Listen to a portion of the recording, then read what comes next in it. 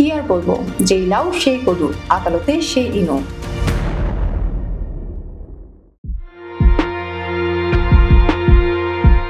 আদালতে তোলার সময় সাবেক তথ্যমন্ত্রী হাসানুল হক ইনু বলেছেন, কি আর বলবো, যেই লাউ সেই কদু। সোমবার ঢাকার মহানগর হাকিম আদালত প্রাঙ্গণে কথা বলেন তিনি। পরে তিনি কোন পক্ষে জানতে চাইলে উত্তরে বলেন, আমি লাউ কদু দুটির বিপক্ষে।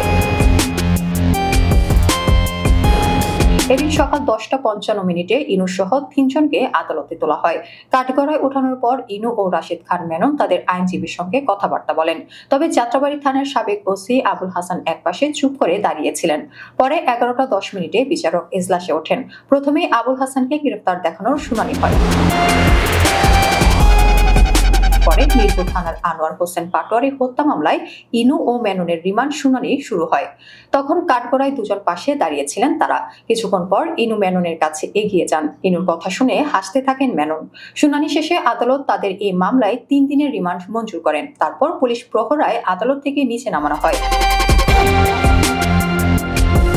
জানা গেছে, বৈষম্য বিরোধী ছাত্র আন্দোলনের সময় আওয়ামী সরকারের পতনের দিন গত বছরের 5 আগস্ট মিরপুর গোল চত্বর এলাকায় গুলিতে নিহত হন আনোয়ার হোসেন পাটোয়ারি।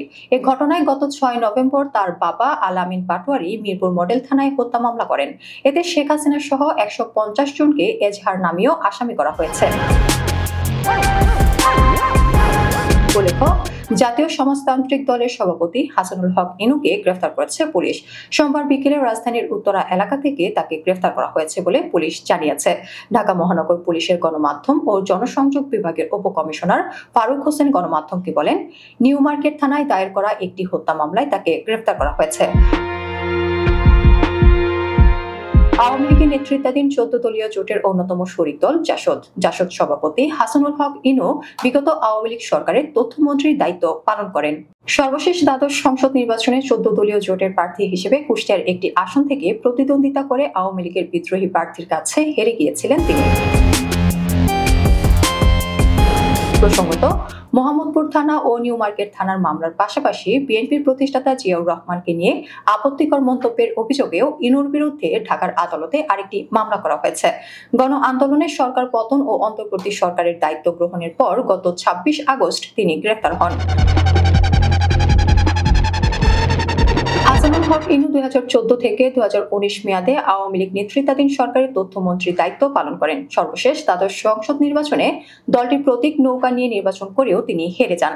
ছাত্র জনতার আন্দোলনের মুখে 5 আগস্ট শেখ হাসিনা সরকারের পতনের পর আওয়ামী লীগ ও দলটির সহযোগী সংগঠনের নেতা কর্মীরা আত্মগোপনে চলে গেছেন। তাদের কেউ কেউ গ্রেফতার হয়েছেন। এদিকে বৈষম্য বিরোধী ছাত্র আন্দোলনের কর্মসূচি চলাকালে আইন শৃঙ্খলা বাহিনীর সঙ্গে সংঘর্ষ চলাকালে ছাত্র জনতা নিহতের ঘটনায় মামলা করা হচ্ছে। এসব মামলায় সাবেক প্রধানমন্ত্রী শেখ হাসিনা ছাড়াও তার সরকারের বিভিন্ন মন্ত্রী ও দলের নেতাদের আসামি করা হয়।